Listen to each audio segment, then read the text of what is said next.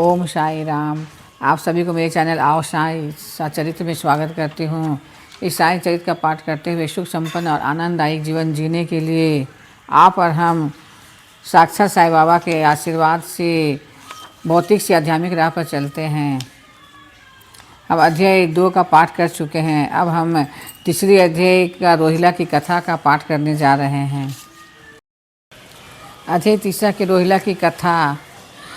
यह कथा श्री साईं बाबा के समस्त प्राणियों पर समान प्रेम की सूचक है। एक समय रोहिला जाति का एक मनुष्य शिरडी में आया। वह ऊंचा पूरा सुदृढ़ एवं सुगठित शरीर का था। बाबा के प्रेम से मुग्ध होकर वह शिरडी में ही रहने लगा। वह आठों पहर अपनी उच्च और कर्कश आवाज़ में कुरान शरीफ के कलमे पढ़ता और अल्लाह अकबर के नारे लगाता था। रोहिला नाम का एक मुस्लिम शिरडी में रहने के लिए आया था और वह बाबा का महिमा देखकर बाबा का सेवक बन गया। अब बाबा का बहुत ही प्रेम भाव से सेवा करता रहा और वो बहुत दिनों तक शिरडी में ही रहने लगा। वे व्यवहार में बहुत ही हठी था और हर किसी से लड़ना झगड़ना, किसी की बात नहीं मानता था। वो कोई भी परेशानी नहीं हो रही थी और उस बाबा पर इसका कोई भी असर नहीं हो रहा था। रोहिला के ऊपर बाबा का बहुत ही कृपा था, बहुत आशीर्वाद था और इसके कारण ग्रामवासी बाबा से कुछ बात भी नहीं कर पा रहे थे। लेकिन जब रोहिला का उत्पात जब बढ़ गया और ग्रामवासी बहुत ही परेशान रहने लगे तो सभी ग्रामवासी मिलकर बाबा से प्रार्थना करने गए कि बाबा इस रोहिला का कुछ करो। हम लोग कड़ी धूप में मेहनत करके आते हैं और जब हम लोग सोने जाते हैं तो रोहिला की आवाज़ से हम लोग के नींद में बाधा होती है, हम लोग सो नहीं पाते हैं। बाबा उसकी प्रार्थना में कोई ध्यान नहीं देते हैं और उल्टा ग्रामवासी को ही समझाया कि तुम लोग रोहिला को मत सताओ और उसको एक कहानी सुनाई। इस रोहिला की पत्नी बहुत ही बुरी स्वभाव की है और वह मुझे और रोहिला को बहुत ही कष्ट पहुंचाती है और जब वह कलमे पढ़ने लगता है तो वह भाग जाती है और जब वह चुप हो जाते हैं तो वो फिर आ जाती है। बाबा कहते हैं चिल्लाने दो रोहिला को। वो अपने मन के कुविचार को निकालने के लिए ज़ोर ज़ोर से कलमे पढ़ता है, चिल्लाता है। उससे मुझे बहुत ही अच्छा लगता है और मुझे चैन मिलता है और मैं चैन से सोता हूँ और मेरी रात बहुत ही अच्छी से कटती है। उसको चिल्लाने दो। जब तक रोहिला का अंतर मन शांत ना हो जाए तब तक उसे चिल्लाने दो और जब रोहिला का अंतर मन शांत हो जाएगा और निर्मल हो जाएगा तो वो खुद ही चिल्लाना बंद कर देगा। उसका चित्त शुद्ध होते ही वे शांत हो जाएगा।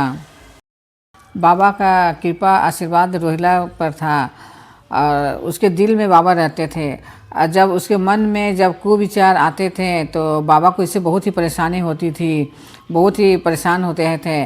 तो ऐसे भी जब हम लोग ऐसे शांत जब कुछ काम करते हैं तो हम लोगों के भी मन में कुविचार आता है। लेकिन हम लोग जब ध्यान कहीं भटका देते हैं या किसी भजन या गाना गुनगुनाने लगते हैं तो हम लोग के जो मन में कुविचार होता है वो भाग जाता है। इसी तरह रोहिला के भी मन में बहुत कुविचार आ रहे थे तो उसे बाबा को बहुत ही परेशानी हो रही थी। तो और जब वो ज़ोर ज़ोर से कलमे पढ़ता है तो उसका ध्यान भटक जाता है और वो कुविचार वो निकल जाता है। तो इसीलिए बाबा कहते थे कि जबकि उसका कोई पत्नी भी नहीं थी लेकिन वो पत्नी कुविचार को ही बाबा ने उसे पत्नी कहा और बाबा इसमें कहा है कि उसकी पत्नी उसे कष्ट पहुंचाती है और कुविचार जो है उसे बहुत ही कष्ट पहुंचा रही थी। तो वे इसीलिए ज़ोर ज़ोर से चिल्लाते थे कि चिल्लाने से उसके जो मन में जो कुविचार थे वो निकल जाता था और ध्यान भटक जाता था। तो इसलिए बाबा बोलते उसको चिल्लाने। बाबा हमें इससे यही शिक्षा देते हैं कि जब हम सब के भी मन में जब ऐसी कुविचार या गलत विचार आए तो हम लोगों को भी कुछ भजन गाना चाहिए या कुछ अच्छे संगीत सुनना चाहिए और अपना ध्यान कहीं और अच्छे काम में लगाना चाहिए तो जिससे कि हम लोग के मन के जो कुविचार है वो निकल जाए। अब हम पाठ करने जा रहे हैं बाबा के मधुर मातृ प्रदेश। एक दिन दोपहर के आरती के पश्चात भक्तगण अपने घरों को लौट रहे थे, तब बाबा ने निम्नलिखित अति सुंदर उपदेश दिए। तुम चाहे कहीं भी जाओ, जो इच्छा हो सो करो, परंतु यह सदैव स्मरण रखो कि जो कुछ तुम करते हो वह सब मुझे ज्ञात है। मैं ही समस्त प्राणियों का प्रभु और घट घट में व्याप्त हूँ। बाबा कहते हैं कि तुम चाहे कहीं भी रहो या कहीं भी जाओ, लेकिन मुझे सब पता है और मैं ही इस सारे जग में घट घट में हर जगह मतलब उपस्थित हूँ। बाबा कहते हैं जो मेरा कथा श्रद्धा से गाता है उसके सारे कष्ट समाप्त हो जाते हैं, उसकी हर इच्छा मैं पूर्ण करता हूँ।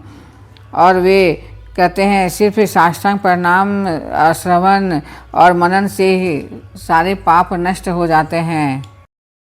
अब हम आगे पाठ करने जा रहे हैं बाबा के मधुर मातृ प्रदेश। एक दिन दोपहर के आरती के पश्चात भक्तगण अपने घरों को लौट रहे थे, तब बाबा ने निम्नलिखित अति सुंदर उपदेश दिए। तुम चाहे कहीं भी रहो, जो इच्छा हो सो करो, परंतु यह सदैव स्मरण रखो कि जो कुछ तुम करते हो वह सब मुझे ज्ञात है।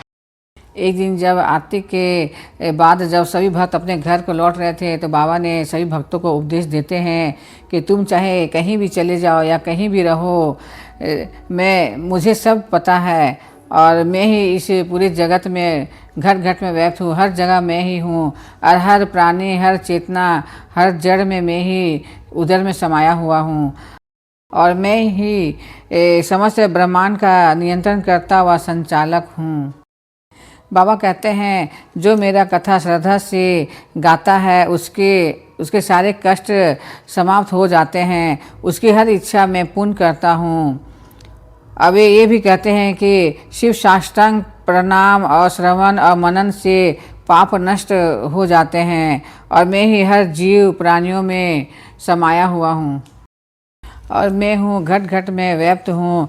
बाबा कहते हैं जो मेरा नाम प्रेम से जपता है उसका हर इच्छा पूर्ण होती है। मेरे ही अंतर समस्त जड़ व चेतना प्राणी समाये हुए हैं। बाबा ये भी कहते हैं मेरी भक्ति करने वाले को कोई हानि नहीं पहुँचा सकता।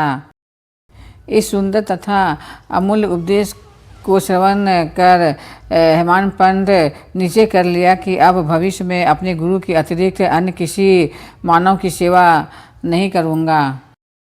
हेमांत पंत पाठकों से विनम्र प्रार्थना करते हैं कि ये समस्त बाधाएं जैसे आलस्य, निंद्रा, मन की चंचलता व इंद्रियां आसक्ति दूर कर और एक चित्त हो अपना ध्यान बाबा की लीलाओं की ओर दे।